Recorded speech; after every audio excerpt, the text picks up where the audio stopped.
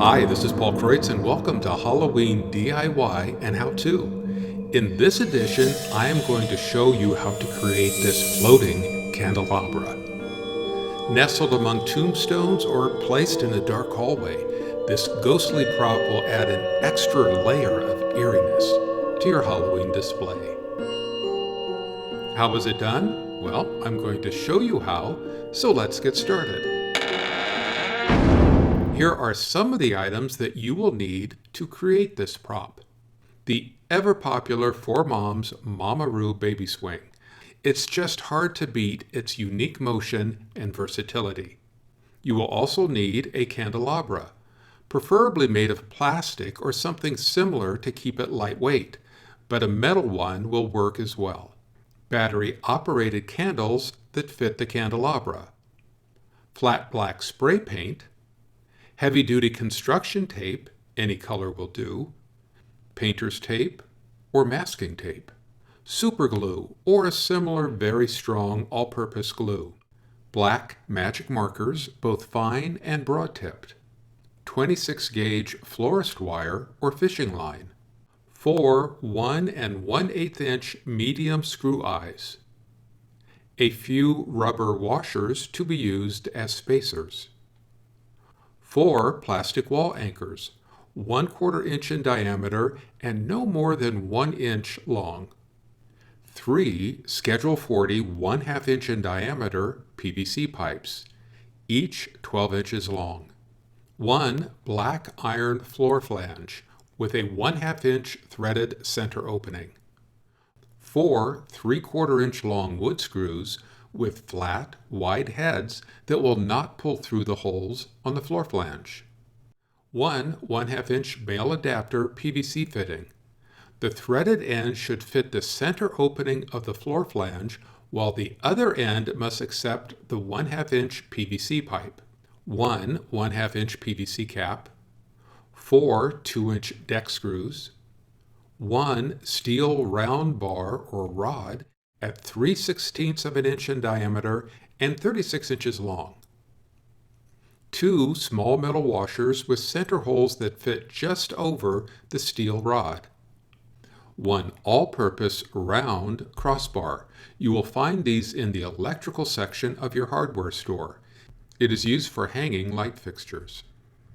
1 or 2 large metal washers with center holes just big enough to slide over the steel rod, but with an overall diameter larger than the center hole in the crossbar, a white grease or charcoal pencil, and a variety of different sized drill bits.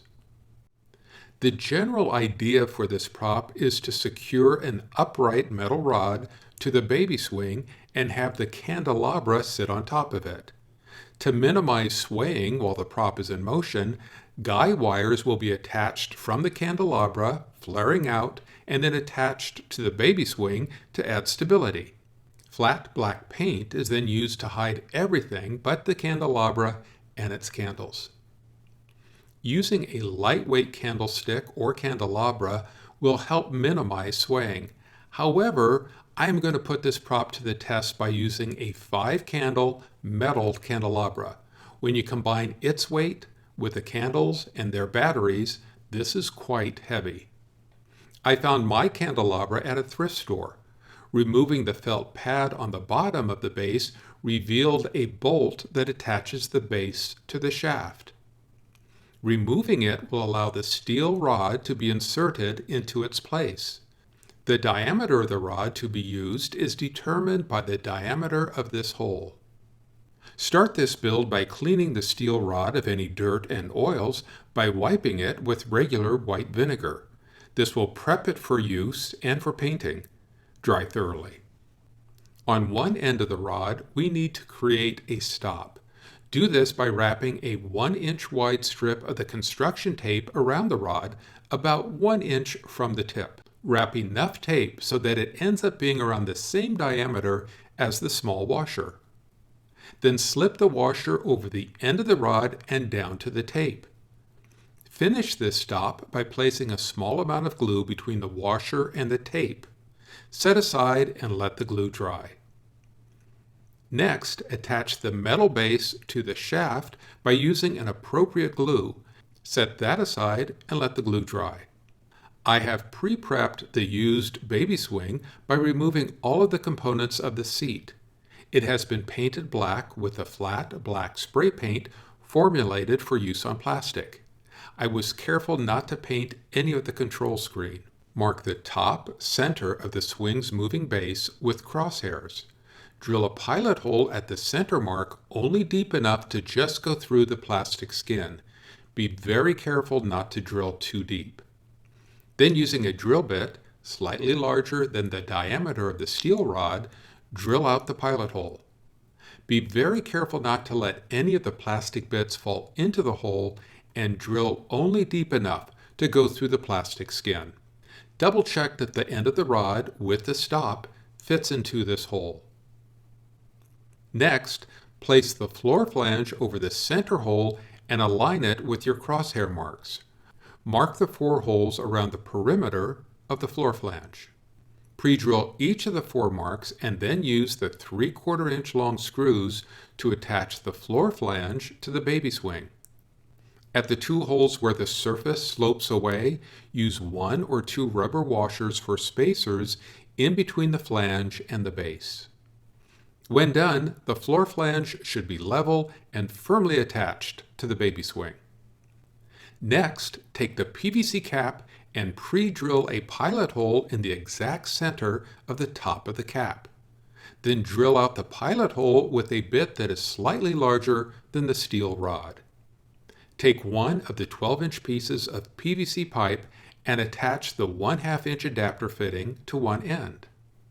It should be a tight fit with no need to use PVC glue. Feed the steel rod through the threaded end of the PVC pipe, making sure that the end of the rod with the stop is at the threaded end of the PVC pipe. On the other end, thread the steel rod through the hole in the PVC cap and place it onto the pipe. It too should fit tightly without gluing. Hand tighten the PVC adapter into the floor flange, making sure that the rod goes into the hole on the baby swing. When done, it should look like this, giving the steel rod some rigid stability at its lower half. Next, let's attach the support rails for the guy wires. Take the 2 remaining 12-inch long PVC pipes and, using the printing on them as a guide, draw a straight line down each of them with a fine-tipped magic marker. Then, make a mark on that line 1/2 inch from each end and a center mark. Removing the curved adjustable seat support will reveal 2 depressed areas. Align the center mark of the PVC pipe with the center of one of those depressed areas. Make a corresponding mark where each of the 2 pre-existing assembly holes are. Then place an appropriate sized wall anchor into each of the 2 holes. The fit needs to be snug. Double check that the center of each wall anchor corresponds with the marks made on the PVC pipe. The deck screws will be screwed through the piece of pipe and into the wall anchor, causing the wall anchor to expand up against the sides of the hole that it sits in. This will secure it to the base. Make sure that the screws that you use do not extend past the end of the wall anchor and are big enough around to adequately expand the wall anchor. Pre-drill the 2 marks on either side of the center mark all the way through the pipe. For the marks 1/2 inch in from each end, only drill through the top of the PVC pipe, not all the way through. Screw 2 deck screws through the pipe at the holes on either side of the center mark so that only the tips come through the pipe. Use those tips to guide you in placing them over the openings of the wall anchors. Slowly, finish screwing in the screws into the wall anchors, expanding them. Screw an eye hook into each of the holes on the end, but just enough to secure them to the pipe. They will be screwed in further a bit later on. Repeat this process for the second PVC pipe. When done, it should look like this. You can now paint these parts and the steel rod with a flat black spray paint. Protect the screen by placing a piece of black felt over it using some of the construction tape. This can be left in place after it is painted and will help to conceal the glowing control panel, but still allows you access to it. Next, let's place the candelabra on the steel rod and attach the guide wires to it. If a tighter fit is needed between the candelabra and the steel rod, wrap the top end of the steel rod with painters or masking tape. There are two ways to attach the guide wires. I will show you the simplest first. After slipping the candelabra onto the rod, locate 4 equally spaced areas on the arms close to the center of the candelabra or at its center. You can use either fishing line or florist wire. If your candelabra is heavy, I recommend you using the florist wire. Securely attach either to the candelabra and make sure you have enough length to reach down to their corresponding screw eyes. Here are 2 different examples of guide wire materials and attachment locations. Tightly attach each guide wire to their corresponding screw eye, making sure that you do not over-tighten as to pull the steel rod to one side or the other. Then working one by one or in pairs that are across from each other diagonally, give each screw eye a full turn. Keep an eye on the steel rod and make sure that it stays straight up and down as you tighten them. Now this will not completely remove the sway when in motion, but it will reduce it. When done, blacken the fishing lines or florist wire by coloring with a broad-tipped black magic marker, like this. If your candelabra is heavier, like mine, or you want your guide wires to be less visible, here is an alternate way to attach the guide wires. For a candelabra with a hollow base, an all-purpose round crossbar will most likely fit into it. If so, first reduce the center hole size of the crossbar by gluing the large metal washer to the crossbar. Make sure that the washer's hole is perfectly placed into the center of the crossbar. To hold the crossbar in place on the top of the rod, we need to make a stop, similar to the one created on the other end of the rod. To do this, place both the crossbar and the candelabra onto the rod. Temporarily mark where the bottom of the base hits the rod with painter's tape. Then, holding the crossbar up against the inside of the candelabra base, mark where it sits on the rod. Remove both the candelabra and the crossbar. Cut a length of construction tape, the width of the space between the 2 marks, and wrap the tape around the rod until it's about the diameter of one of the small washers, like this. Then place some glue on the top of the tape and slide the small washer down onto it. Make sure that the washer sits level and perpendicular to the rod. Once the glue has dried, slip the crossbar onto the rod and down to the newly formed stop. The crossbar will have 4 equally spaced places on its perimeter to attach the florist wire to. Attach 4 pieces of the wire to these locations and down to the screw eyes, applying even tension to each wire. Before tightening the screw eyes, place the candelabra back onto the rod until it sits securely on the crossbar. Repeat the same process of tightening the wires as stated previously. While doing so, carefully watch the candelabra to make sure that the tightening process does not pull the candelabra out of plumb. Once done, the taut guide wires will significantly reduce the swaying motion of the candelabra while it is in motion. With candles in place, the baby swing turned on to your desired speed and motion, and with carefully placed props, lighting, and a dark background to help hide the black rod and guide wires, your floating candelabra is now ready to add to your Halloween display.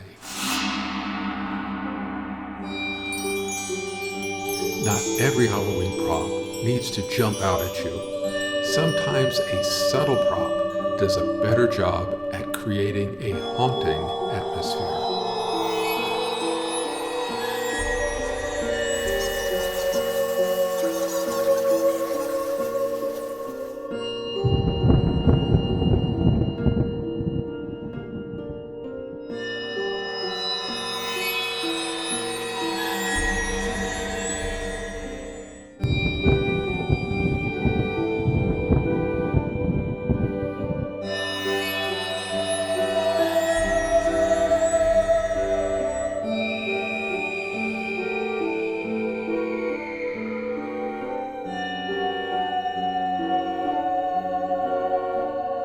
Thanks for watching, and happy Halloween.